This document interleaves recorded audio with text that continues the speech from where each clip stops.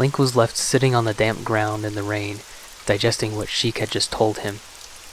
"I that could see the truth," he muttered to himself. Nevi had heard him, for she came out to suggest that this was an artifact, rather than a real eye, and to try looking for it in the well. This logic made sense, given that the man who possessed this eye that could see the truth once lived in a house that used to be where the well was. But wouldn't Sheik go looking for it, so that he could enter the Shadow Temple to get to Impa, his mother? Had Sheik not been able to find it himself? Link got up and walked over to the well, but then hesitated, holding on to the chilling image of what came out of that hole. Peering down into the hollow pit, he could see there were wooden rungs forming a ladder down the side. Swallowing his fear, he climbed in, carefully clambering down the face of the shaft. With each rung, the light from the moon and the village windows grew dimmer and dimmer, until he stepped down onto the bottom, which seemed invisible in the dark. Link felt around as if he were blind, feeling the hewn stone surface of the round shaft.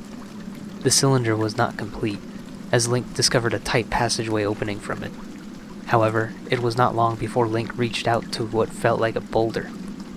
"What happened here?" Link thought out loud. "It looks like the roof caved in," Navi answered. "Could this be blocking water on the other side?" Navi investigated more closely. "I don't think so. It's not completely sealed." The large rock filled the entire passageway, save for a dank crease right through the middle. The texture of this crack felt smooth, like it was a clean cut through the entire thing. Link's breath suddenly became short, as he came to a terrifying revelation, that the shadowy mass had slipped through from the other side. Not knowing what came over him, he scaled back out of the well, scrambling up the rungs. His heart was still pounding, but he couldn't quite put his finger on why the bottom was so chilling. Can we... Link tried to forget that fear, and tried to brainstorm. Clear it with a bomb flower? Or chip away at it with a pickaxe? "Then it would just replace itself," Navi said. "A cave-in can't just be removed." Link was stumped. Why hadn't Sheik given him more to work off of? After she had paused in thought, Navi fluttered up in the direction of the windmill that overlooked the village. "Perhaps there's a caretaker of the windmill who would know what to do about it." "It's worth a shot," Link said. The windmill was what filled the well with water after all. Or at least it once did. There was a stairway leading up to it, paved with stones that cut into the steep hillside. Link used these to traverse the slope and on up to the windmill. The stout round base was an octagonal building of white plaster infilled between 8 timber piles, gently tilting inward as they rose up from a stone foundation to support the wooden shaft and its blades, whose expansive sails were flapping as they spun around in the breeze high above. Amidst the creaking of the slowly turning shaft, Link could hear a tune begin, the faint humming of what sounded like an accordion, playing a swift-paced waltz melody in a minor key, was then followed by more of an organ voice, whistling a jolly melody. There was a wooden door right in front, which led Link inside. Looking up into the lofty moonlit space, Link could see a set of enormous wooden gears being rotated by the main shaft of the blades. These gears were in turn cranking a wide vertical shaft of timber running down the center of the tower. At the base of it was an elevated platform that was also rotating.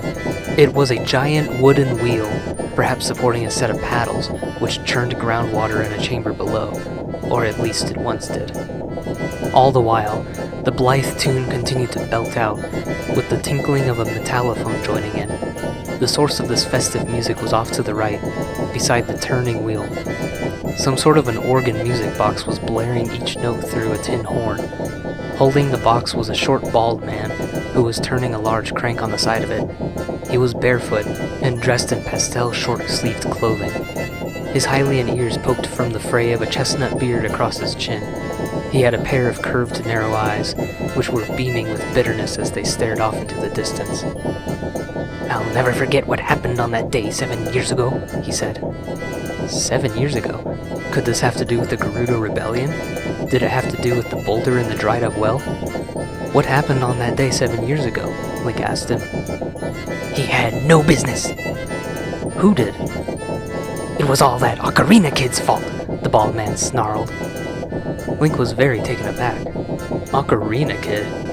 How likely was it that this was someone other than him? But Link was racking his brain. He had never stepped foot in this windmill until now. That's right! A blonde boy dressed in green walked right in and played a song on a blue ocarina. This song right here. The song had looped around to the intro. Yada-da! Yada-da! He hummed.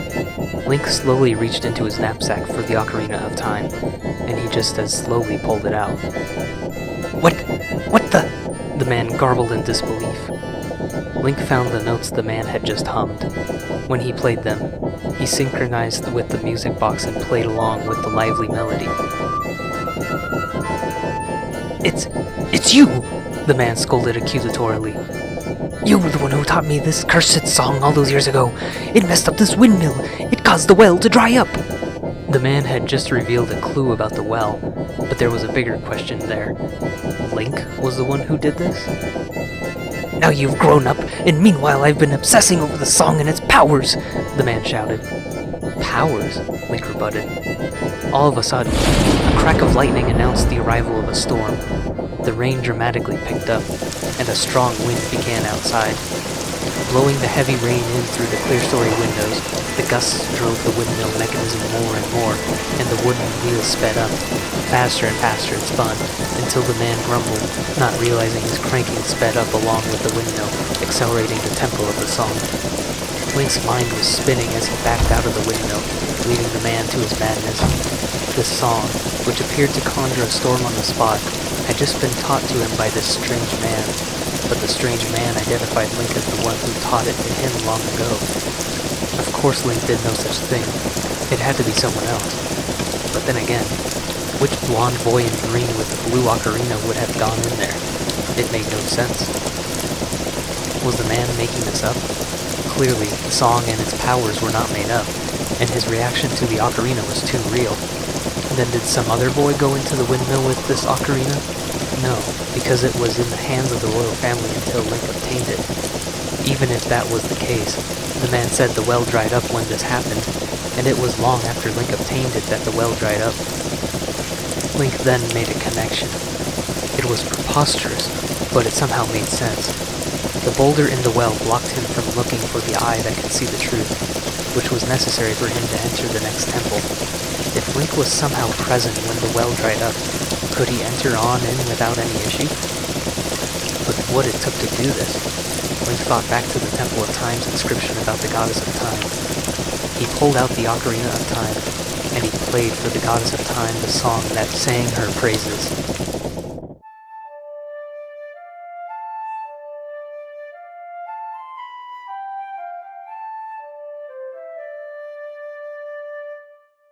Nothing happened, at least at first. Link felt a rush wash over him. He shut his eyes tight, for he did not know what was happening to him, but it was already over. He felt younger. Link opened his eyes to a flood of daylight pouring over a village smaller than he last saw it. The hillsides cradling the town were greener, too. This reminded him of the well. He looked down the steep hillside to find an undisturbed stone shaft filled to the top with glimmering water. The Goddess of Time had answered his request. "No way!" Link said out loud, in a higher pitch of voice. He covered his mouth in surprise. Looking down at himself, he saw his childish figure, just as he remembered it before he was sealed away. "We went back in time," said Navi. She had made this trip under the furrows of Link's cap. "But just how far back did we go?" Link spotted the building that was under construction. It was just a bit more progressed than when he saw it for the first time. This meant he had appeared on a day after the one he first arrived to Kakariko, but there were no signs of the rebellion, yet. "Woo-hoo!" Link recognized that call. He turned around. Perched up on the sill of the front clear-story window was a feathered face Link hadn't seen in a long time, at least to his perspective. "Kapora!" Link greeted pleasantly. "It's really good to see you."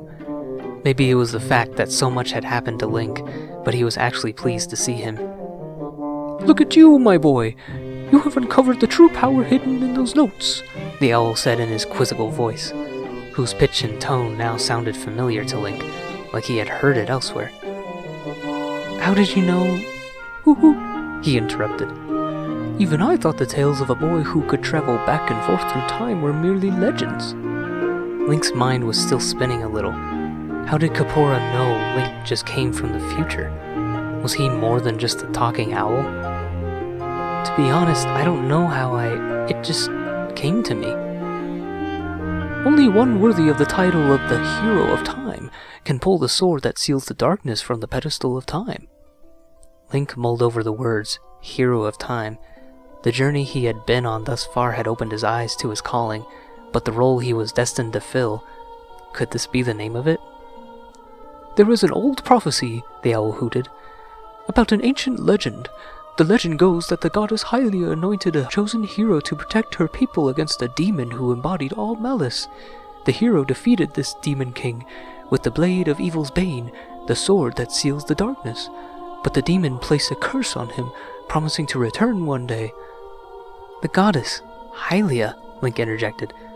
Like Lake Hylia or the Hylians? Precisely, Kapora obligingly answered. In fact, it was once said that Hylian ears are pointed so that they can hear the gods. Link reached up to one of his own pointed ears and felt the tip. The prophecy states that the Demon King will awaken in an influential leader, with the goal of destroying the land, and not just Hylia's people, but all of its people.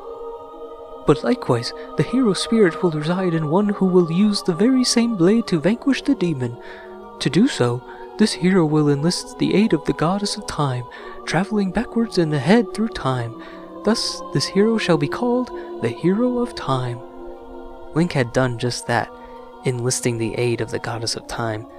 He thought he had seen everything extraordinary, magic, prophecies, but now, time travel? And the influential leader driven by malice. This had to have been Ganondorf. Link, you pulled the blade from its pedestal. You are the hero of time. Link finally felt like the picture of his strange life was complete. This destiny he already knew he had, being told just how important it was, and that it had been foretold for ages, were all the pieces of the puzzle clicking together. His prophetic dreams were no accident. The events that led him to this realization were meant to be. Link did not resent this commitment like he once might have. He was a hero of prophecy, and he was going to be at his best for it. I am the hero of time, Link repeated. Kapora Gabora turned his head upside down, then he flapped his graceful wings and flew off. Link may have been urged to call after him for more information, like the last time they met, but he didn't. He knew exactly what he needed to know. He again looked out over the village down the hill. Everything looks peaceful, he said to Navi. This calm tranquility of the charming village was something he missed. It did occur to him what he could do. He could travel down the mountain pass to the castle and prevent any of this from ever happening, but he wouldn't. Not too long ago, Link would have practically begged for a do-over, but now he was aware of what needed to be done.